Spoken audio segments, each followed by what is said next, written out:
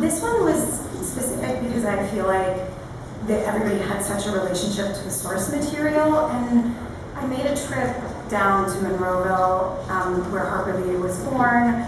I talked to people there. I read a lot about Reconstruction and the South in 1934, and fretted about being compared to Mary Badham, who's a genius in the movie.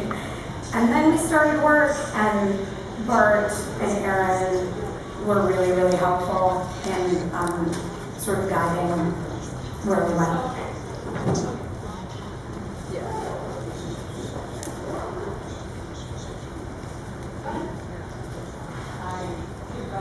Thank you. You were great at everything you do, and a lot of us are pushing.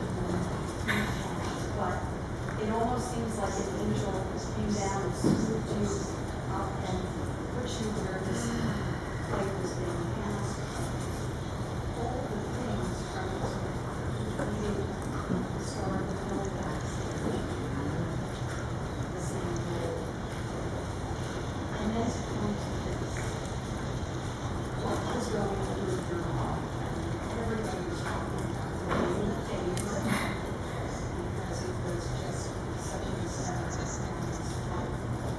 What is that like for you to think, well, the story from my childhood?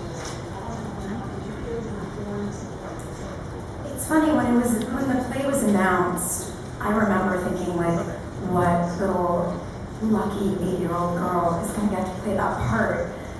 And then I was like, I'm going to steal that part from that 8-year-old little girl. And I do think, in a way, I said to my therapist, I was like, I just really want to enjoy myself. And she was like, I think that's a lot to ask. I think you just have to try to be present.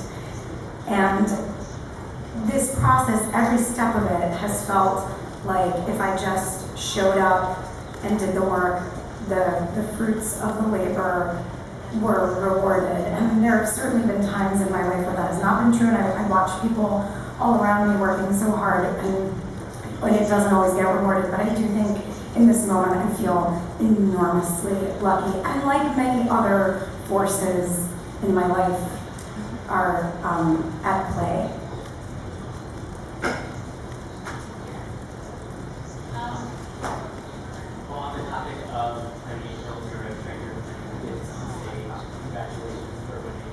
Now, what does it mean for you to play this moment? Why is now the right time for you to play Scout? What have you experiences that make you? Yeah, I mean, I think so much of why it feels like right now it's important has to do with what Aaron Sorkin did with the script and the way that I feel so attached to what he is trying to put out onto a Broadway stage, that is asking these really big questions about our country's relationship to race and where we've come from and what morality and justice mean. I think this is also the first time I've been nominated when I had a 4-year-old child, and so everything is sort of being filtered through the lens of also being a parent and what his experience of watching To Kill a Mockingbird or reading To Kill a Mockingbird would be. So I just think it's almost less, it's about the characters, certainly, because I've been obsessed with Jean Louise Finch for as long as I can remember, but it's also very much about this play in this moment, in this cultural moment that we're living in right now.